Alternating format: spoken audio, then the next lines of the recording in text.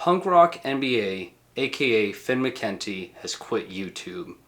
I want to do a video about this individual for the third and final time to complete, I guess, this unofficial trilogy I've done on this guy, because there is a lot here we really need to discuss. Regardless of what you think of Finn McKenty, you love him, you hate him, or you're somewhere in between, he is a part of the whole alternative, metal, hard rock, YouTube community sphere, regardless of what I think of him. And obviously from what I've uploaded about him over the past handful of years, I tend to disagree with him more often than not.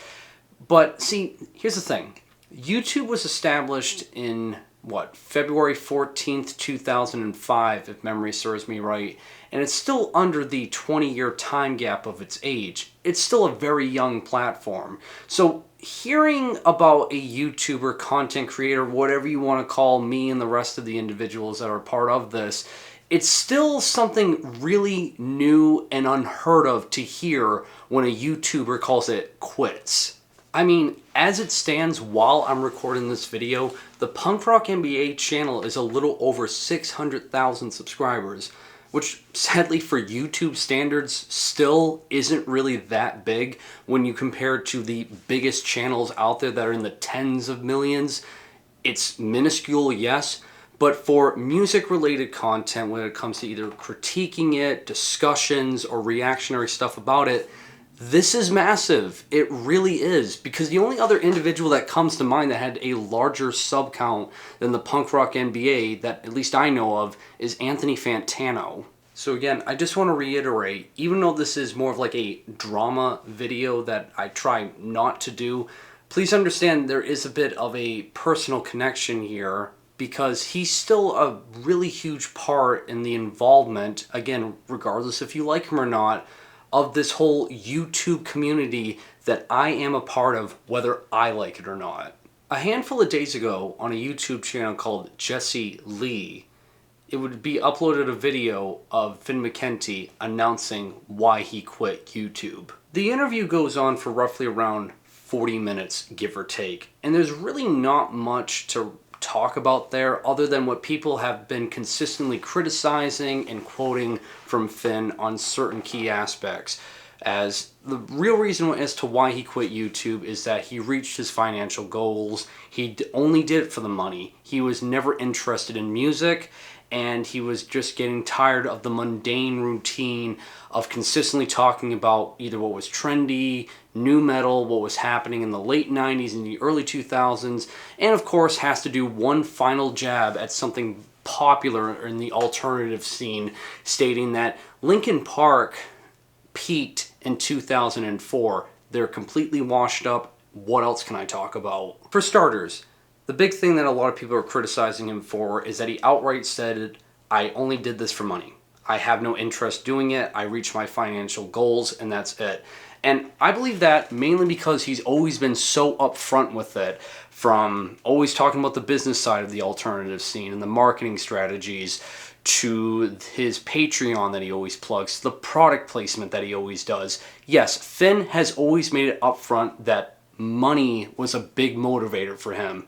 And while I understand it's a source of income, times are tough in 2024, I think what makes it so distasteful, and for me at least idiotic, is it's distasteful because, you know, you're doing it in such a blunt way to your viewers that appreciated whatever, you know, you were providing to them. And to just state that, I just looked at you as dollar bills is really degrading regardless of what you think of Finn McKenty.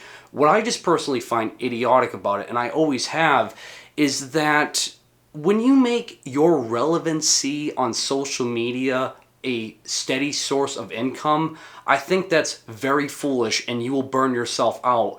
Considering just how rampant and quick social media is with like posting stuff, and you could just be out of the trend in just a few simple days, you're going to burn yourself out, and it's just an uphill battle that you're bound to lose.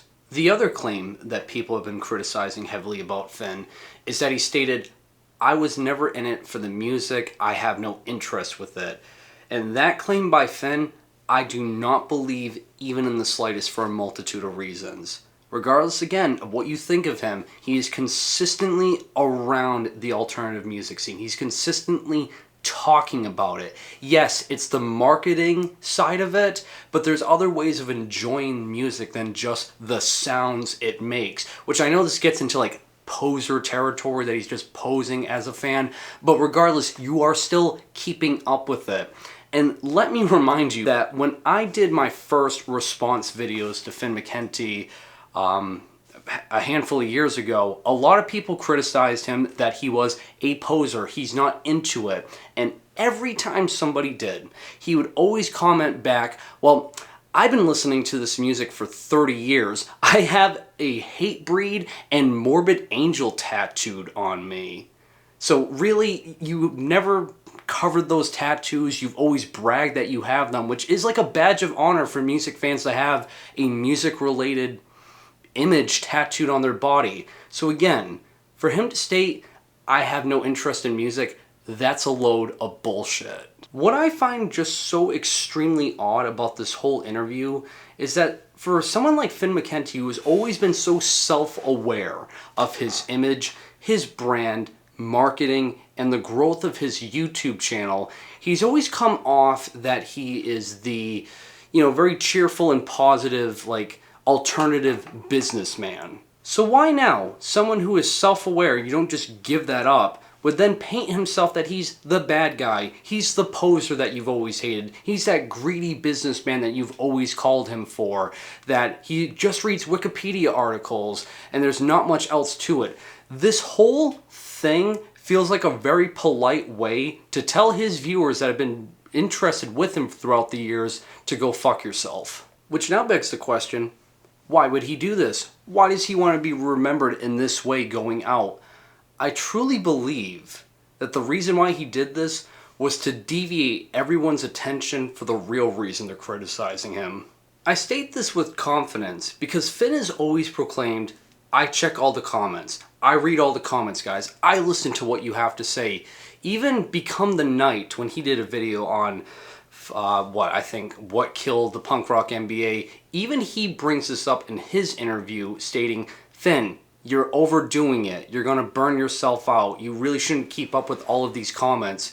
And while Finn may burn himself out, that's still not the reason why, because what this tells me is he's clearly seeing what people are saying about him and he's never brought it up. Because when it comes to negative comments talking about Finn, there are two distinct things people will say.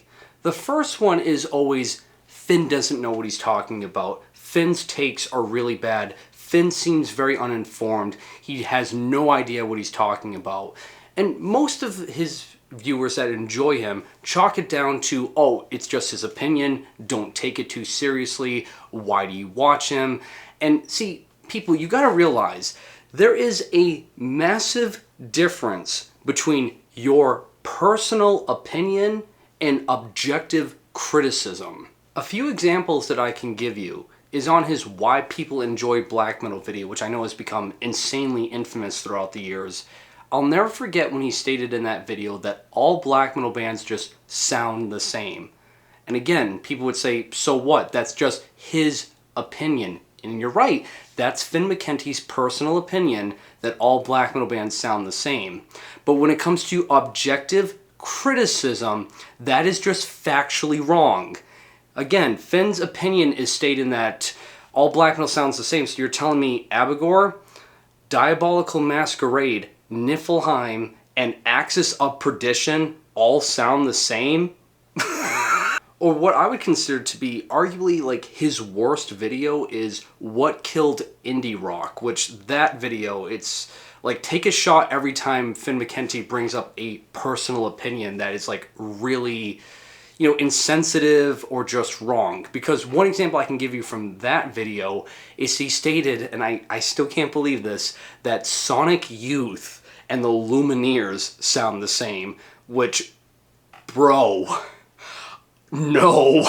To summarize this first example of negative comments that he gets is, simply put, Finn does not want to take accountability. Finn does not know the difference between an opinion and objective criticism. He doesn't. And that's the thing that a lot of people are guilty of, myself included. I'm guilty of it in previous videos.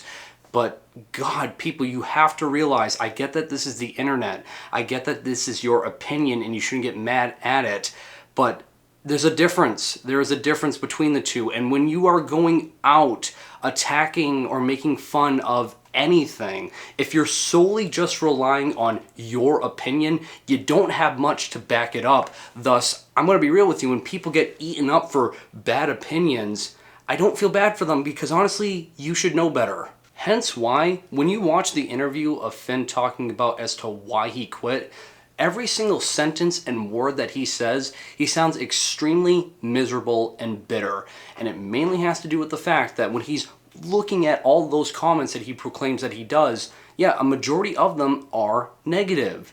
Why? Because they're targeting him not because of his opinion that they're upset about, but he is stating things that are just factually wrong when you're criticizing them. And he could never figure out as to why that is. And it obviously did affect him, as he stated in other interviews, that he gets like panic attacks, I think, when he goes to bed or something. He has trouble sleeping. So mentally, this does affect him. It's just the humongous reason as to why it never changed is Finn does not know the difference between a personal opinion and objective criticism, which overall in Finn's regard, that's a bit immature. Which now leads to the second claim that he more than likely sees people criticize him for. That, of course, being Finn's wife. As of right now, as I'm recording this, Finn is 46 years old, and his wife was born in the year of 1994, putting her roughly around the age of 30. And that's a 16-year difference of an age gap. Now, one might argue right there, okay, so they're both adults, there's an age gap, what have you. See, when you look at the history of them two, and you start realizing how long they've been together and when they started dating, things get really sketchy. Now, more and more people have been bringing this up. Hell, I've even joked around about it. But when Finn and his wife started talking and dating, it goes all the way back to the year of 2012. You can even go on her personal Instagram. They're flirting. They have pictures together. And that would put her at the age of 18. And that would mean at the age of 18, Finn was 34 years old when they started talking. Which again, you might think, it's legal age, Wyatt. She's legal. There's nothing wrong there. They're just consenting adults and they're just happy, let them be. No. Absolutely not. There is something very gross about this, because, which would mean at the age of 18, she is in high school right now. Finn is a grown adult. Again, 34 years old. And there are studies out there that state that a brain doesn't fully develop until at least the age of 25 to 26. There's maturing past the age of 18. So yes, while physically you are an adult 18, mentally when you're 18, you're still a child. So while legally Finn didn't groom her, which people argue about that, I'll give you that just for the legal sake. Ethically and morally, that absolutely is grooming. Also, side note, another thing that you need to consider, which this is where it gets more sketchy, but there's no hard data to back this up, is yeah, they were dating when she was 18 legally, but as you all know, before you date, you start talking. So how further back does that go? And of course it can go back even further, because obviously, as we all know, before we start talking, we have this physical connection together of attraction, which again means at some point, Finn, being in his mid-30s, looked at a high schooler who was barely legal and said, I have interest with this woman. The only other thing to bring up with Finn's wife is that she used to have a YouTube channel, or technically she still does, but she doesn't upload on it anymore. And when you go on that channel, all the videos got taken down. But people still remember what she talked about, and they still bring it up to this day. Because she would upload two things. It was either makeup tutorials or her politics. From what I gather, from what people say, it's always consistent on the description of these videos, is that her politics had a lot of ignorance to them. She would criticize the LGBT, there was a lot of homophobia with a lot of her comments, a lot of transphobia, and basically had this attitude of, I'm going to own the libs with a lot of her discussions. And I think the most ironic thing that she said is that she stated that the LGBT's whole sole purpose and propaganda is to groom children. Bitch, you are the last person to bring that up or criticize that in any sense. What's honestly despicable about all of this is that no one took responsibility. No one, addressed any of this in their interviews, either Finn or his wife, and it just seems like they don't want to take responsibility. Hence why when I talked about earlier on in this video where Finn is trying to deviate our attention away from it, is that yeah, he wants to go down, or his only options were really, if he's going to go down and be done with YouTube, it's either I'm remembered as some really ignorant person that did some really shady things in terms of like how my wife and I met, or I go down stating, guys, I never cared, I only did it for the money, I'm the bad guy that you've always talked about and that you've always proclaimed me to be, remember me as this. In conclusion, the reason why I want to do this video is not only just because Finn is a part of this community, is that I want higher standards for us. I don't want the music YouTube community that I'm a part of talking about this music to just have people like this who do some really sketchy and honestly ignorant things and we just go, it's just his opinion, it's whatever. I really do feel like Finn kind of got away with some stuff, and the fact that he's never addressed anything like this is just really sketchy and immature, and it's just something that I've always wanted to be brought up, and I just don't think anyone ever has, or if they try to do it, they do it in a joking way that's hard to take seriously, and this is something that really needs to be discussed here, and we really need, in my personal view, to up the standards a little bit when people like him start showing up. And that'll do it for this video, guys. Really curious to know what you think of all of this.